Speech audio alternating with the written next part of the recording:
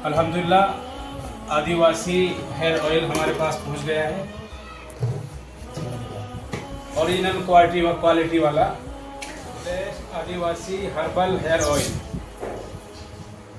काफ़ी दिन से हम इसके इंतज़ार में थे, तकरीबन 2 महीने से इसकी तलाश और जस्तजू थी, और काफ़ी तहकीक और जस्तजू के बाद हमारे एक दोस्त हैं अल्ताफ़ भाई, उनको वहाँ भेजा गया जहाँ तेल तैयार। और वैसे तो ये तकरीबन सारा ऑर्डर बुक है, कुछ इसमें से बाकी है, लेकिन और मज़ीद मुस्तकिल इंशाअल्लाह अगर आप चाहते हैं हमसे तेल हासिल करना तो मुस्तकिल ये हमारे पास हुआ करेगा। आप हमसे आइंदा भी रब्ता कर सकते हैं। तेल के मोतबर होने, असली होने की हमारी पूरी गारंटी होगी। बड़े भरोसे, बड़े एतबार के साथ हमने ये तेल हासिल किया है।